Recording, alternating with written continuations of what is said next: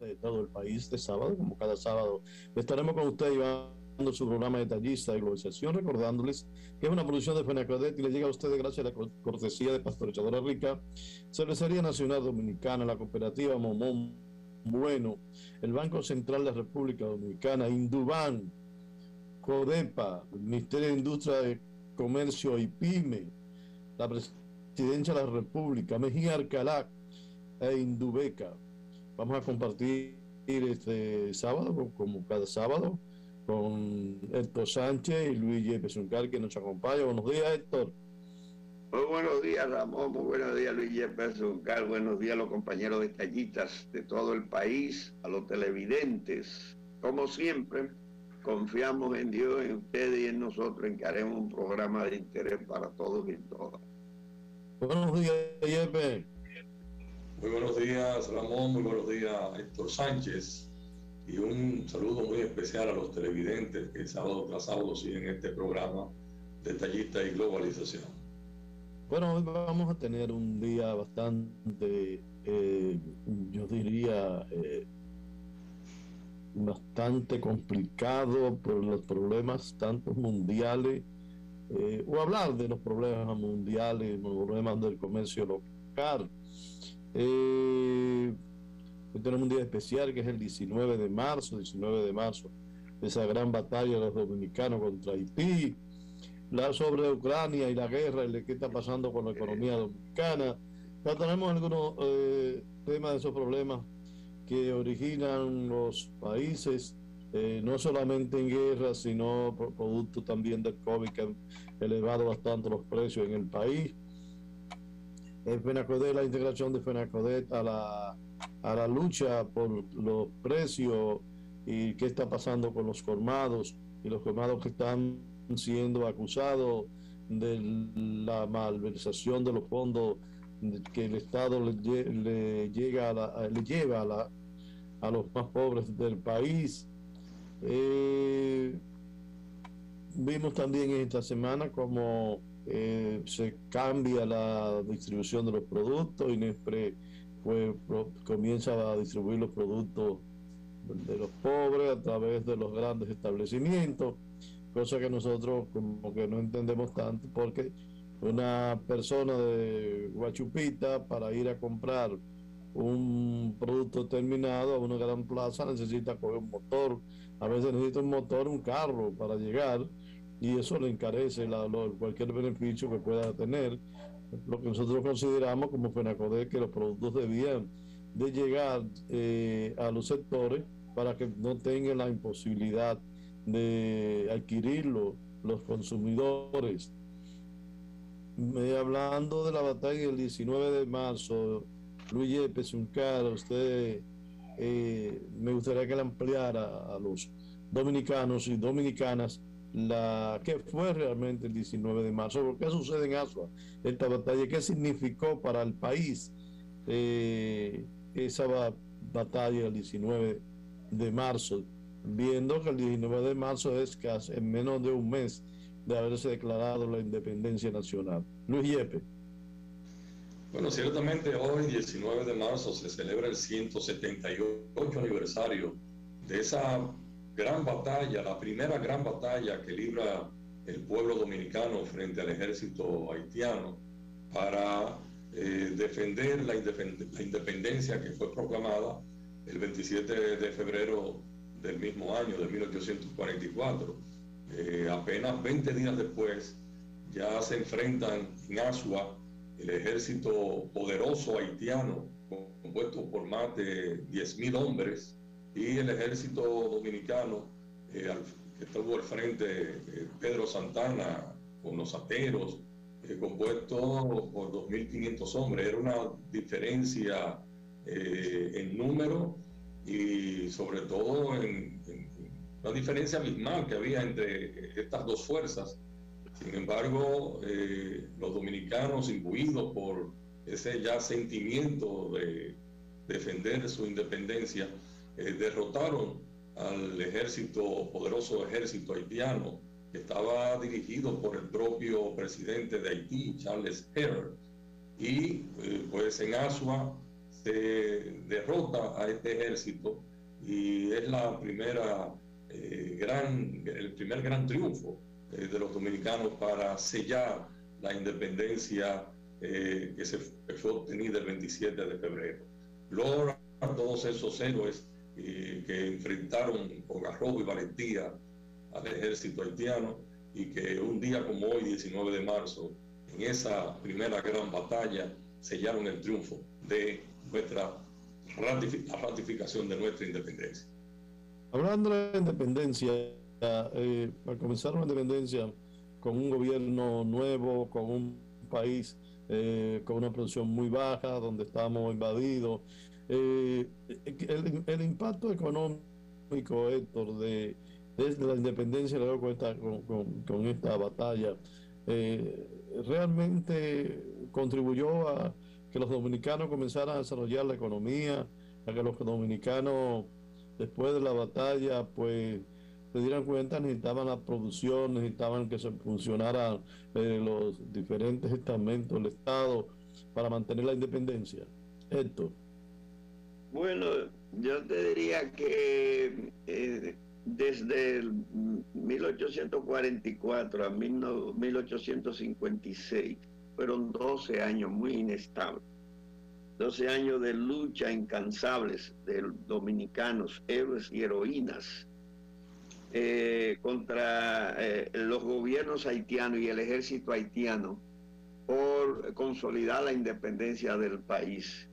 Y tú sabes que durante las guerras se consumen muchos recursos, muchos, sobre todo vida humana, pero también mucho habituallamiento, ropa, armas, municiones, comida, en fin. Y mucha gente que puede estar dedicada a la producción se dedica a la guerra. Había que estar desplazando constantemente a los campesinos, porque el ejército nuestro estaba compuesto por macheteros, por campesinos pobres, muy pobres. Y entonces no se dedicaban a la producción. Yo te diría que eso fue una época de mucha incertidumbre económica. El tabaco, café, que eran los principales productos que se podían exportar, estaban muy descuidados, porque el tabaco siempre se cultivó en el Cibao, y en el Cibao se dieron muchas batallas, entre ellos la del 30 de marzo.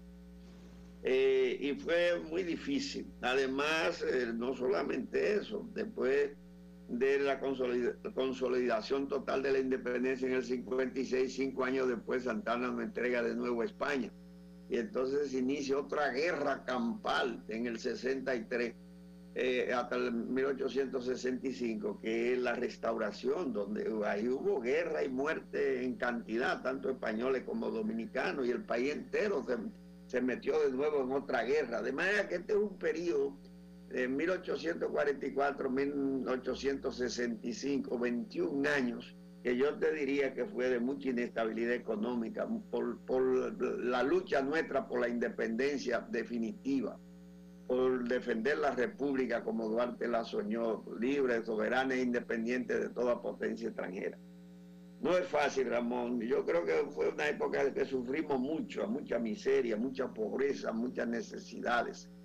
Y como tú sabes, las naciones extranjeras no ayudan en estos casos a países débiles, porque sirven de ejemplo a países que se están independizando, porque eso estimulaba todo el proceso latinoamericano y caribeño, y no es ni Estados Unidos ni las potencias europeas iban a fomentar la ayuda económica a nosotros. Por tanto, prácticamente fuimos abandonados y aplicamos una economía de subsistencia, de agricultura, víveres y carne, leche, ganado, para poder subsistir. Nos mantuvimos muy pobres en todo ese periodo. La economía, se puede decir que no creció, al contrario, decreció bastante en ese periodo de 21 años de guerra constante y de lucha. Además, los caudillos internos por el poder, Santana y todo su grupo, Bobadilla, en fin, que luchaban por mantener el poder en sus manos, también generó muchas dificultades para unificar y unir a todos los dominicanos alrededor de una economía que nos ayudara a progresar. fue una época muy inestable, Ramón, de muchas dificultades. Mira, cuando tú dijiste ahorita sobre la ayuda de las potencias en esos momentos al país, hay muchos analistas y economistas mundiales que dicen que las ayudas no son tales, que son compromisos que le generan a los países y que al final de que dicen ellos y los economistas generan más problemas que beneficios.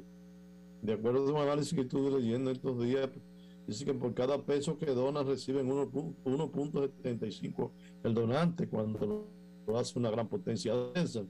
Pero de todas maneras, eso que tú planteas de que le dieron la espalda, se está viendo ahora con la situación que estamos viviendo entre Rusia y Ucrania. Y vamos a ver esto en la próxima sesión. Vamos a una pausa, usted amigo televidente, no se vaya, que en breve estaremos nuevamente con ustedes. No se vayan.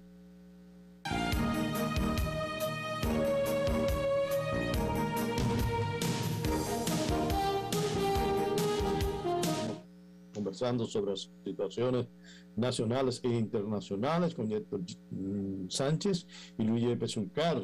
Como decíamos en la sesión anterior sobre la situación de las ayudas a los países cuando tienen problemas de guerra, problemas de inseguridad. Aparentemente el mundo estaba muy tranquilo porque se habían dividido el mundo entre varias naciones para mantener la seguridad, para mantener unos acuerdos donde no se llegaran a invadir, ni querer coger ni territorio, ni los intereses de un país, el otro quererlo tener y porque yo soy más fuerte, de alguna manera invadirlo, o por los intereses que eran míos, no son. Todo se estaba llevando a la mesa del diálogo, se estaba llevando todo donde la población sufriese menos. Sin embargo, hace ya 4 semanas hemos encontrado de que países muy civilizados, con mucha educación, como es Ucrania y Rusia, se enfrentan por quién sabe qué, porque hay muchas versiones realmente de esta guerra entre dos países, que yo, en mi opinión, no es una guerra, en mi opinión es una revolución, porque la revolución es entre el país, y son rusos ambos, porque Ucrania era rusa antes. Bueno, me gustaría que Yepes realmente me ampliara sobre la situación de cómo él ve esa situación, cómo está afectando el país. Yepes. Bueno, la guerra entre Rusia y Ucrania, que se inició el 24 de febrero pasado, es algo muy lamentable, porque se ha incrementado la ofensiva rusa en contra del pueblo ucraniano. Y lo más penoso de todo esto es que se están atacando objetivos civiles, hospitales, con mujeres embarazadas y parturientas en los mismos, también albergues donde hay niños envejecientes. Ha sido realmente esto una fatalidad, porque se constituye lo que es un crimen de guerra, porque siempre en las guerras se respetan los objetivos civiles. Sin embargo, en esta ocasión, Rusia no ha tenido ningún tipo de contemplación en este sentido y ha atacado de manera inmisericordia a objetivos civiles, y es lo más lamentable.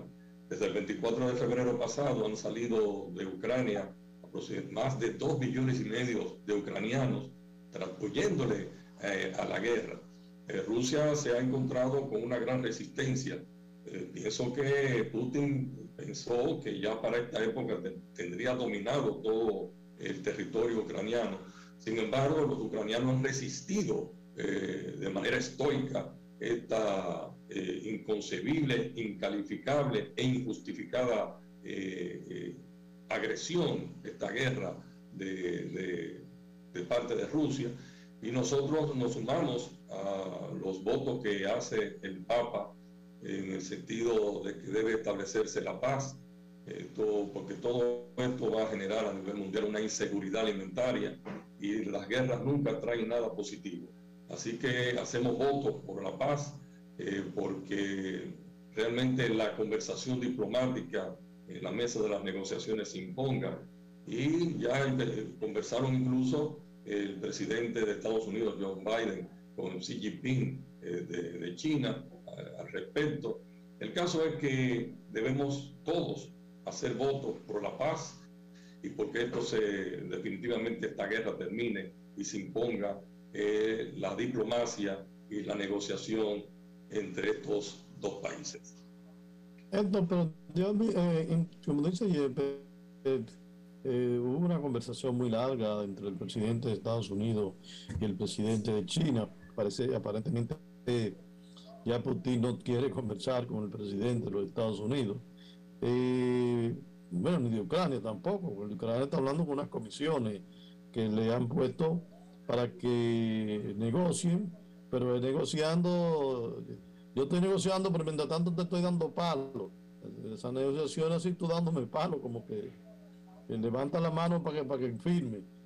Realmente esa posición, no solamente la posición, cómo está afectando la economía, que lo vamos a tratar eso en otro tema, sino la posición política, geopolítica, que va a jugar China frente a esta guerra, porque aparentemente no llegaron a un acuerdo como esperaba el presidente Biden con el presidente chino.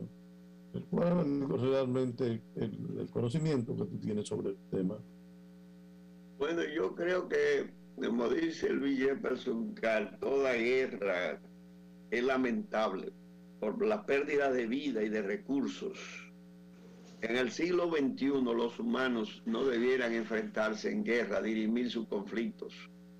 Cuando tienen disponible la palabra, la conversación, el diálogo, para resolver cualquier conflicto que se presente. Pero la guerra la está generando más que las rivalidades entre naciones, los conflictos de intereses económicos. Hay unos fabricantes de armas en el mundo, sobre todo en Occidente, Europa, Estados Unidos, que quieren vender armas y a veces generan conatos de guerra y usan hasta mercenarios para eso, entre naciones, y asusan rivalidades para poder encender praderas bélicas que demanden el control de bienes y servicios y de armas. Y eso es lo lamentable. Nosotros abogamos porque eso se acabe. Ya no se justifica bajo ningún concepto la idea de que yo soy el jefe del mundo, que el mundo es una aldea que yo debo manejar bajo mis intereses y propósitos y que todo el mundo debe obedecerme. Ya eso pasó a la historia. Hay varias potencias, China, Estados Unidos, Rusia, la misma Unión Europea con Alemania a la cabeza.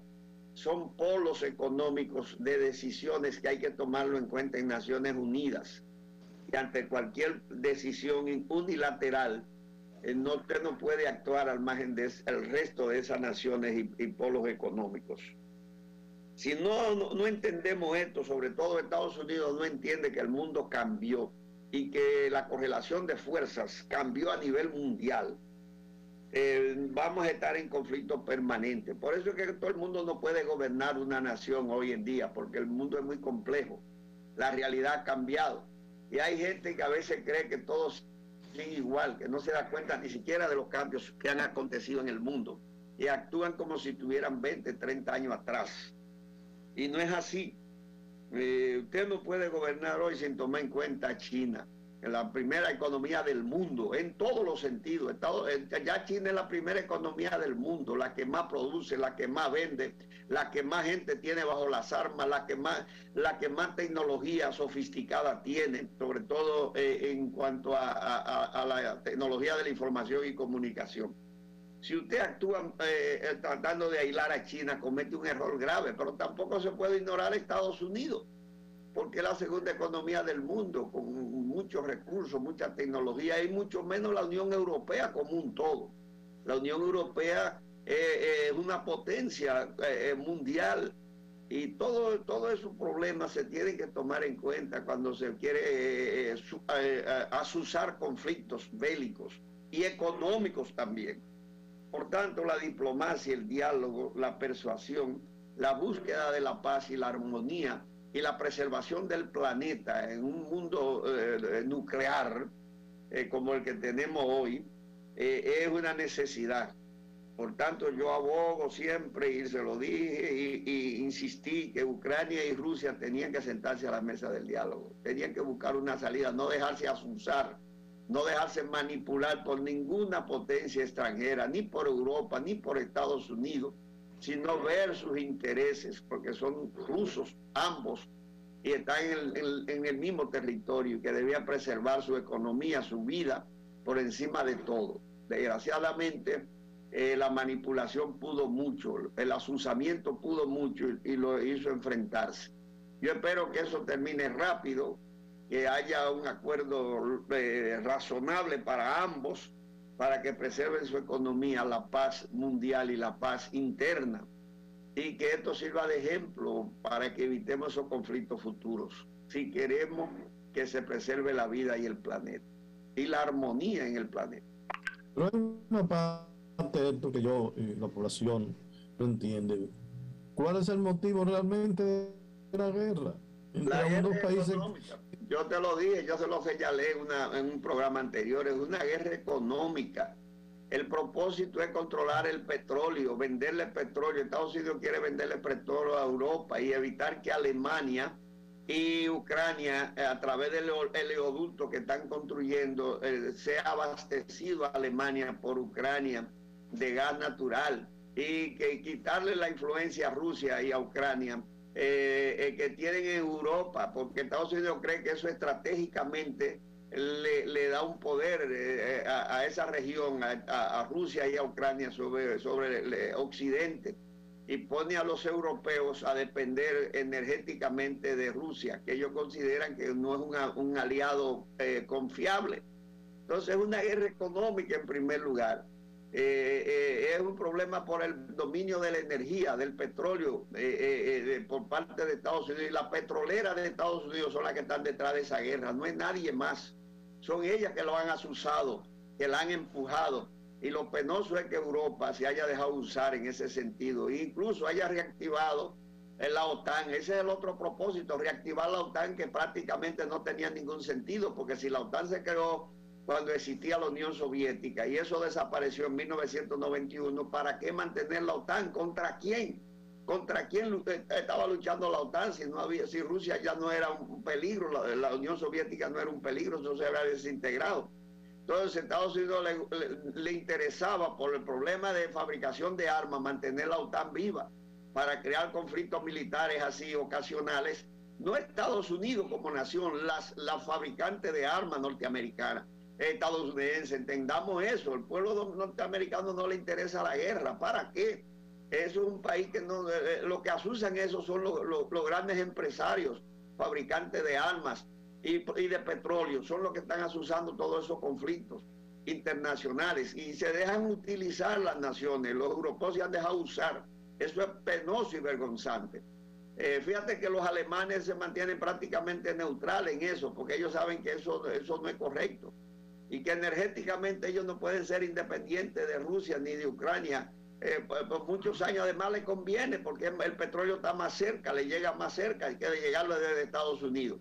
Económicamente le conviene esa relación comercial energética con la Unión Soviética y con Ucrania.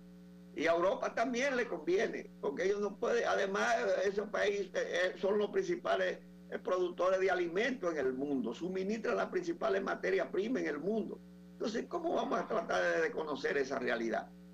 Todo eso es una guerra económica, Ramón, de intereses de esa minoría del 1% que controla el 50% de toda la riqueza del mundo y que tiene una gran incidencia en la nación de Estados Unidos.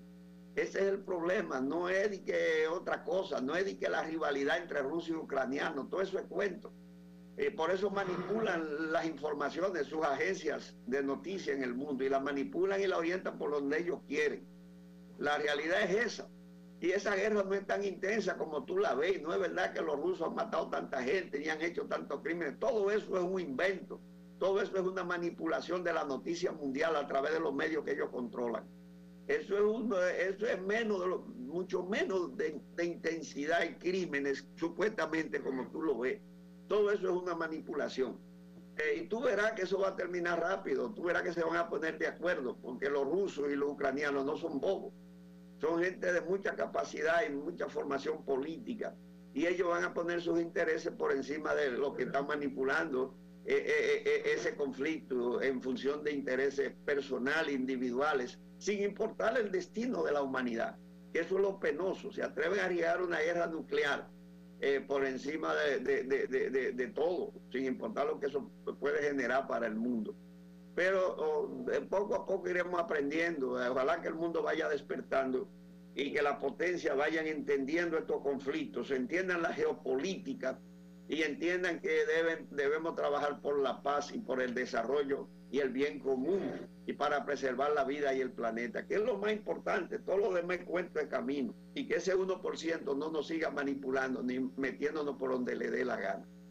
Esa es la realidad, Ramón. Esa guerra es económica, puramente económica, no tiene nada más, ningún otro interés que no sea. Vamos a un espacio, también televidente, no se vaya, que en breve estaremos nuevamente con ustedes llevándole ese tema que apasiona, es la cuestión del precio de los combustibles en el país. ¿Qué serán de los precios si siguen aumentando en el mundo? Pero también los precios de los productos de primera necesidad, que dependen de gran manera de los países desarrollados e industrializados. Vamos a una pausa y regresamos en breve.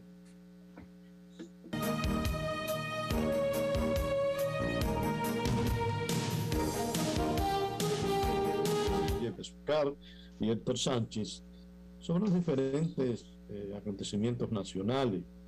En esta semana los dirigentes detallistas han estado muy activos con la toma de decisiones del Estado o de los organismos encargados de los programas de Supérate y todos los tipos de donaciones y ayuda que da el gobierno, que se venía haciendo a través de los pequeños negocios, de los colmados a nivel nacional, supuestamente por una serie de manipulaciones que se estaban haciendo con la tarjeta a nivel nacional.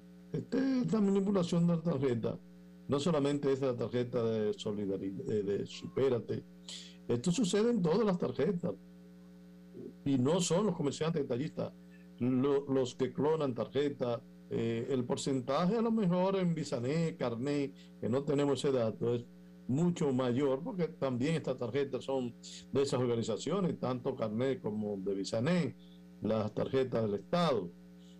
Y es muy común que le clonen una tarjeta, que cuando vayas te llamen porque te están robando con tu tarjeta. Entonces parece ser que la tarjeta de solidaridad, como es una donación, la gente simplemente cuando va a hacer la transacción y le dicen no tiene, pues consideran que no tiene porque no le han puesto el fondo o los fondos, y por eso quizás no utilizan, no se quejan y van al organismo que tengan que ir para reclamar su dinero. Eso ha ido creciendo, ese nivel ha ido creciendo, porque la mayoría cuando le dicen bueno, ya se lo quitaron, ya no están dando ese tipo de tarjeta o no están dando ese bono, entonces la gente simplemente lo acepta. Eso ha llevado a un resultado que ha ido creciendo, y hablan las autoridades de 300 millones de pesos que se han transado a través de diferentes tarjetas.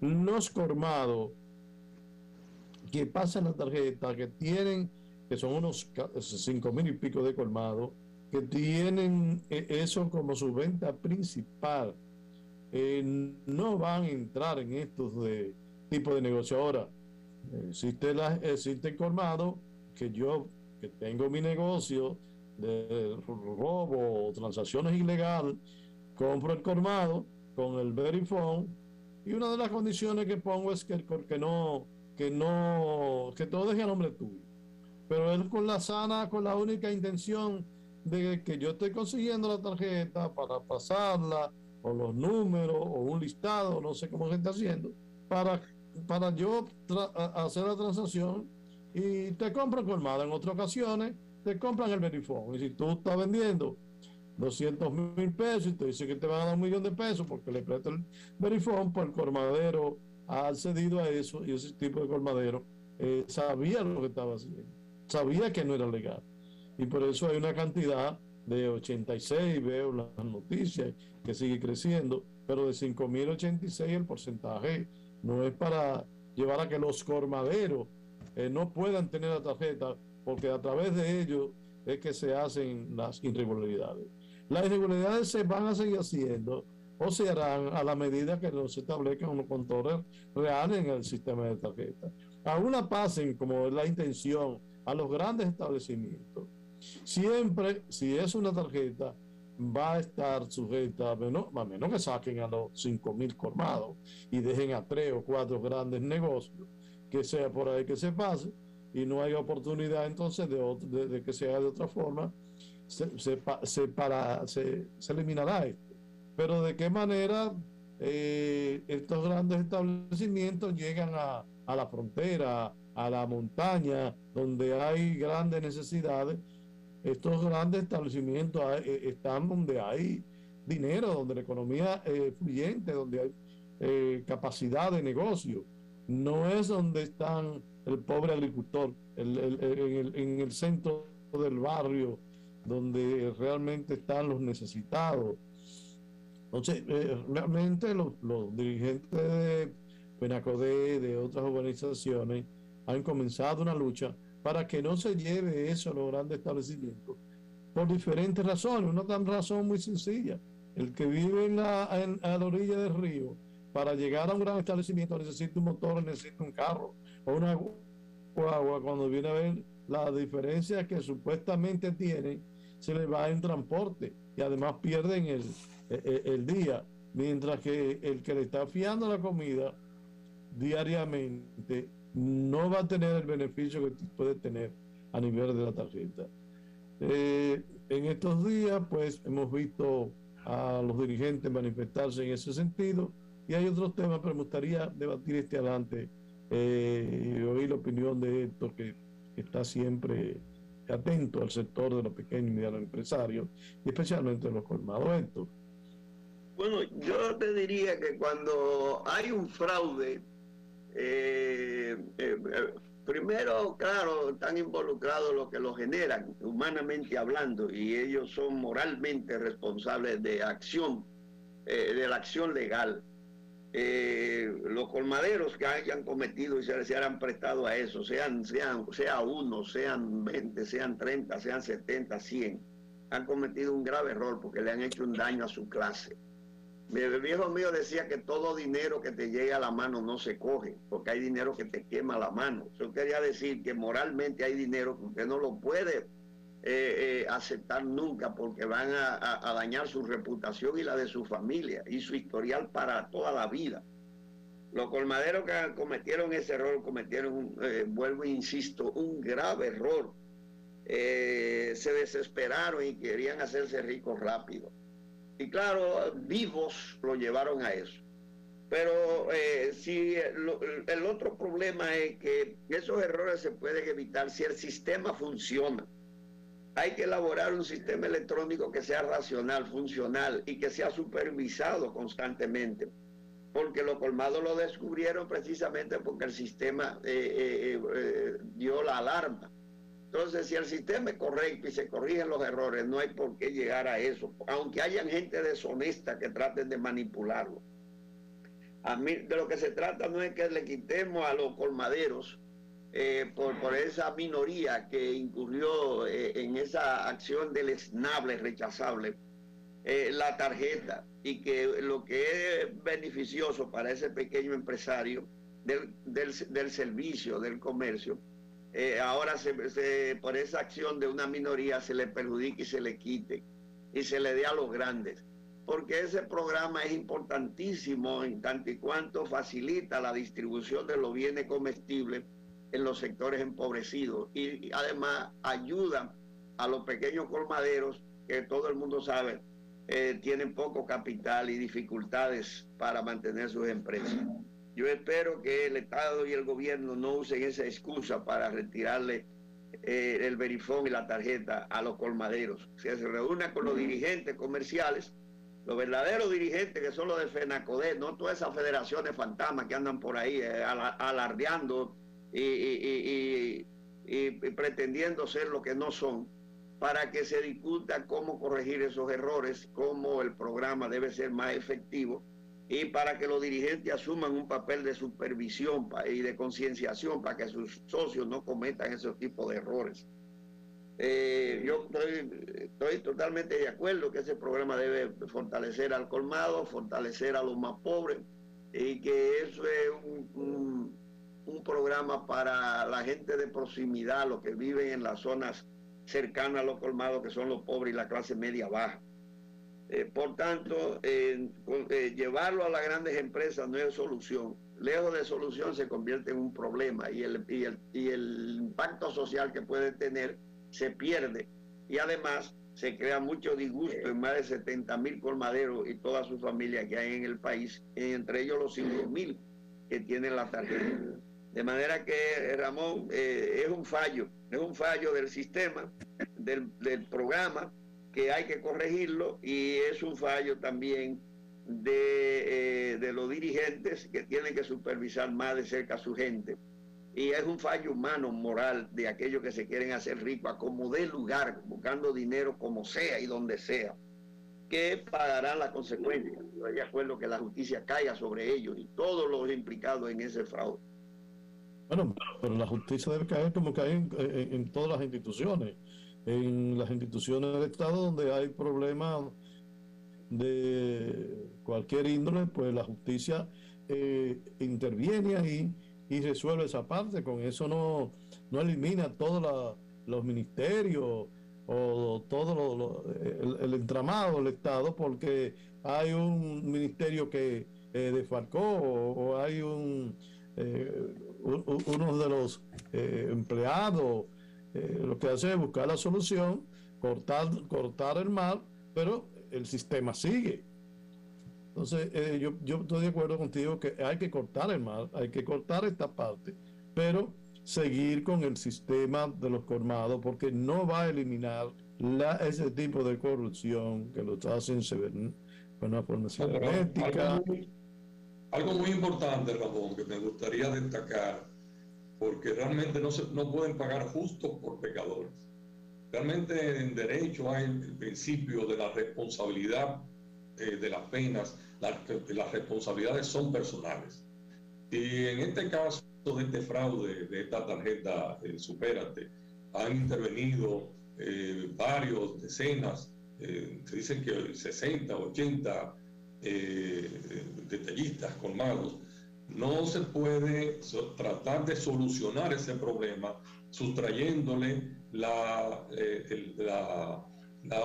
ocasión, la oportunidad, el beneficio de que pueda este plan de asistencia social llegar a un mayor número de personas, llevando las tarjetas a los grandes comercios, sencillamente por el error o porque hayan violentado la ley algunos que otros. Y por eso es que, vuelvo y reitero, las responsabilidades son personales. Lo que tiene es que hacerse una investigación, porque no solamente en el aspecto que se ha ahora señalado de determinados colmados que se han prestado para este tipo de fraude, sino que también haya involucrado muchos otros estamentos al más alto nivel, y todo eso hay que investigarse, y sobre todo que no quede impune, porque las sanciones son las que realmente tratan muchas veces de limitar que se incurre en la infracción. Pero tomar una decisión que paguen justos por pecadores, y que la solución sea sencillamente eliminar o quitarle la posibilidad de que tengan el uso de la tarjeta a la mayoría que son honestos y serios, creo que también es una grave injusticia y no se debe incurrir en este grave error. Una pausa, también televidente, no se vaya, que en breve seguiremos conversando. En esta ocasión vamos a conversar de esta distribución que está haciendo INEP de los productos de primera necesidad de la canasta, que el gobierno ha venido discutiendo permanentemente con diferentes sectores, de buscar la forma que, por la situación del mundo, los productos lleguen al consumidor a precios que sean sostenible con el salario que estamos devengando. Realmente se han tomado muchas medidas, se han hecho muchas reuniones. El presidente está muy activo y algunos organismos del Estado en que la población pueda adquirir los productos, porque si lo dejan suelto llegará a unos precios que son insostenibles. Vamos a paso y en breve estaremos nuevamente con ustedes.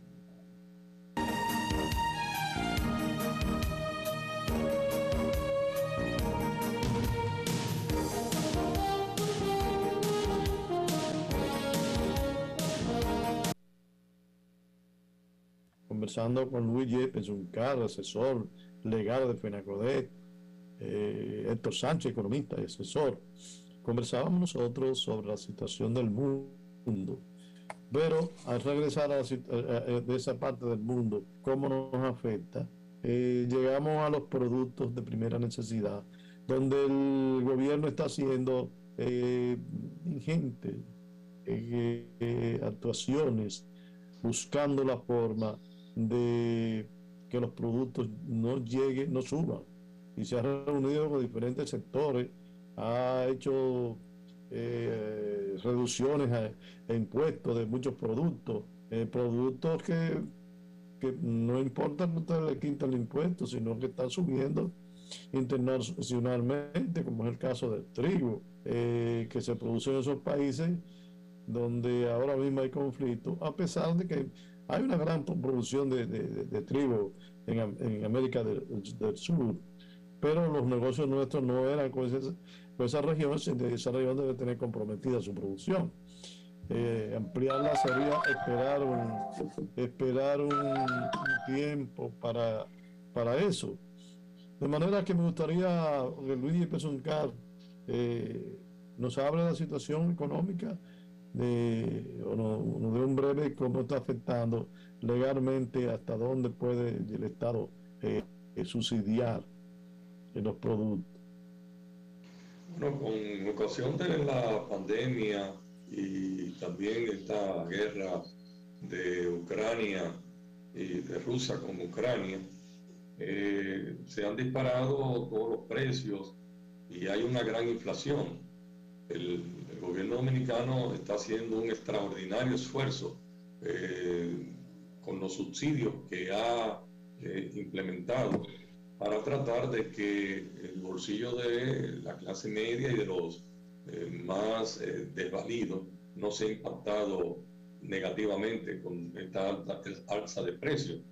Vemos cómo se está, y el presidente así lo anunció, subsidiando el precio de los combustibles para que no se disparen a un precio estratosfico, porque realmente es algo muy lamentable, porque todos estos problemas que no tienen que ver necesariamente con la economía doméstica, sino que son problemas internacionales, pues están incidiendo negativamente en los precios. Ahí vemos que con ocasión de esta guerra, los precios del petróleo, del barril de petróleo, se han tornado totalmente inestables. Ha llegado hasta 115, 117 dólares. En un día baja, otro día sube. Y sobre todo el que tiene incidencia en el país, que es el precio del West Texas. Es decir, que todo esto que está ocurriendo a nivel internacional ha incidido negativamente en la inflación en el país, y los subsidios que se han destinado y el dinero que se está destinando para tratar de mantener a cierto nivel los precios es algo que realmente debe reconocerse, porque si no va a ser algo insostenible para el pueblo dominicano. Sobre la canasta que NEFRE está haciendo en algunos establecimientos comerciales, la canasta de los productos de primera necesidad, ha sido permanentemente requerido por los comerciantes, por este mismo medio, diciendo que esos camiones que andan en la calle regando productos de NEFRE, que pasan una hora determinada por los barrios, que el jiripero no tiene dinero en ese momento, ¿por qué no venderle, como se está haciendo ahora, a un precio del colmado? Y la otra parte, pueda adquirir su producto en el momento, es decir, el consumidor puede adquirir su producto cuando disponga el dinero, cuando regrese en la noche, porque el camión puede pasar por la mañana y no tiene los recursos. Y el colmado también le puede fiar. Me gustaría oír la opinión de Héctor, nos quedan 2 minutos.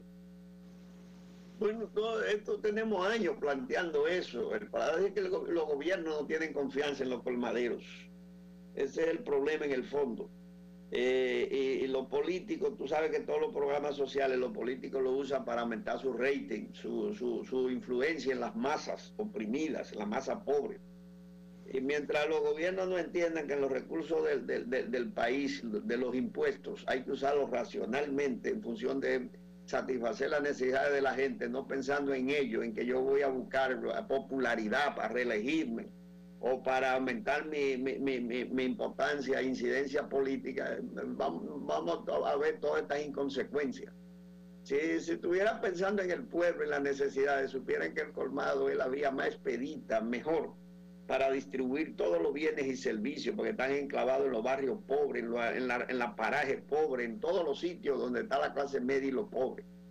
Y se llegara a varios acuerdos, se pudieran llegar de distribución, y INEPRE ni existiera. Pero desgraciadamente, o si usaran las instalaciones de INEPRE para hacer kits, paquetes que se vendan a los colmados, para que lo distribuyan a los pobres. Pero eso no se va a dar, Ramón, porque es que todo eso es usado políticamente.